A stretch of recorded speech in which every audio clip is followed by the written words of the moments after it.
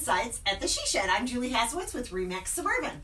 I'm Jeannie Gorey, Neighborhood Loans, Money in the Middle. Jamie Safransky, Realtor RE/MAX Suburban, and we are here today with Jenny Abrams, an organizer from Abrams Home Solutions. Thank you for having me. Oh, thanks for coming. So we're going to dive in right away with organizing questions for her. So, for example, let's start with what are some great projects to start in the winter? It's cold, we're inside. Sure. Yeah, we're definitely not organizing garages this time of year, or she shed. One great project that you could do is organizing your pantry, especially with the beginning of the year. People have some great New Year's resolutions about losing weight, eating healthier, meal planning. That's a great suggestion. And if your pantry is cluttered and you don't know what you have, and there's expired food in there, which we all have it, nothing to be ashamed about, getting that pantry organized is a great way to kick off the new year. In my house, I don't even. Okay, so if we have one big project, so what would be like one big project? How do we get started with one big one? So first thing you want to consider is your timeline. Okay, are you trying to accomplish this over a period of time, or are you trying to knock it out in one weekend? Okay. The next thing you want to think about are your goals. Why are you doing this project? What does it mean to you? Kind of pull in a little bit of why you're doing this in the first place keeps you motivated.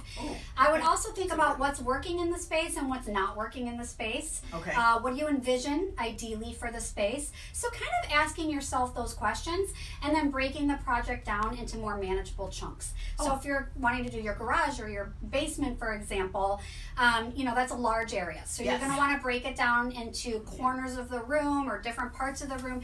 Break it down so it doesn't seem quite so overwhelming. That's a great suggestion. Okay, so then once I've done all that, and how do I keep and maintain my pantry or my garage or my closet after I've done it all? Sure, maintenance is one of the most important parts of an organizing project. Oh my gosh. Make sure that you don't backslide back into clutter. So one way to do that is using labels, making sure that everything you have organized, you've created homes and zones for your items, and you have labeled everything. Another thing... I see that in people's pantries. Yes. Labels in their pantries. Yes. On the shelves. I have a label maker. Yeah. Label girl. Oh, so do I. It's in my bag right now. There's different kinds of labels. You can do chalkboard labels. You can do the ones with the label maker. You can get really fancy with different colors. Another thing you want to do, though, is make sure anyone who else is invested in that space, a husband, kids, that they are aware of where you put things, where the zones are, and they are going to put things back where they belong as well. And then figure out a maintenance schedule. How often you're going to go back and revisit that space, weekly, quarterly, monthly, biannually, to make sure you're keeping up the space. Great.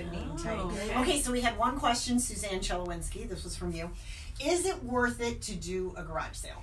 I used to do those all the time with my kids. So did It I. was fun. We had fun. We got rid of stuff. Yeah, What do you think? I'm not a huge fan of garage sales. I think it depends on your timeline, for example, how much time you have, because you have to put a lot of time in.